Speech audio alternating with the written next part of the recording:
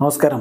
Raf ഫുട്ബോളിലേക്ക് എവർക്കും സ്വാഗതം. Cristiano Ronaldo ഗോളുമായിട്ട് ആറാടുന്ന കാഴ്ചയാണല്ലോ നമ്മളിപ്പോൾ കാണുന്നത്. കഴിഞ്ഞ 7 കളിയിൽ നിന്ന് 3 ഹാട്രിക്കുകൾ അദ്ദേഹം അടിച്ചിരിക്കുന്നു. ഈ സീസണിൽ രാജ്യത്തിനും ക്ലബിനുമായിട്ട് ഏറ്റവും അധികം ഗോളുകൾ നേടിയ താരങ്ങളുടെ ലിസ്റ്റ് ഒന്ന് എടുക്കുക.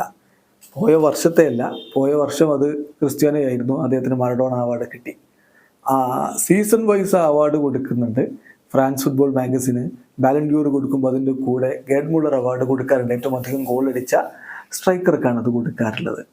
ഇത്തവണ അതിനു വേണ്ടിയിട്ടുള്ള പോരാട്ടത്തിൽ മുന്നിൽ നിൽക്കുന്നത് ക്രിസ്ത്യാനോ റൊണാൾഡോയാണ്. പക്ഷേ യൂറോപ്പിന് പുറത്തുള്ള താരങ്ങൾക്ക് ഫ്രാൻസ് ഫുട്ബോൾ അത് ഇതുവരെ കൊടുത്തിട്ടില്ല. കൊടുക്കുമോ എന്നുള്ളത് കണ്ടറിയണം. പഴയ പോലെ അല്ലല്ലോ. ഇപ്പം ബാലൻഡ്യൂർ യൂറോപ്പിൽ മാത്രമായിട്ട് ഒതുങ്ങുന്നതല്ല എന്നതും എല്ലാവർക്കും അറിയാവുന്നതാണ്.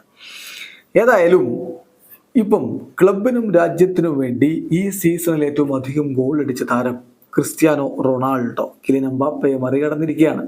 52 ഗോളുകളാണ് ക്രിസ്ത്യാനോ നേടിയിരിക്കുന്നത്. കിലിയൻ എംബാപ്പെ 49 ഗോളുകളുമായിട്ട് രണ്ടാമത്, ഹാരി കെയ്ൻ 48 ഗോളുകളുമായിട്ട് മൂന്നാമത്. ഇനി ഗോൾ കോൺട്രിബ്യൂഷന്റെ കാര്യം നോക്കുക. ഗോളും അസിസ്റ്റും അതിലും ഈ സീസണിൽ ഒന്നാമത് ക്രിസ്ത്യാനോ റൊണാൾഡോയാണ്. അദ്ദേഹം പിന്തള്ളിയിരിക്കുന്നത് കിലിയൻ എംബാപ്പയെയാണ്. ക്രിസ്ത്യാനോ 66 ഗോൾ കോൺട്രിബ്യൂഷൻസ് ആണ് എന്ന് പറഞ്ഞാൽ 52 ഗോളുകളും 14 അസിസ്റ്റുകളുമാണ് ക്ലബിനും രാജ്യത്തിനുമായി ഈ ഒരു സീസണിൽ നേടിയിരിക്കുന്നത്.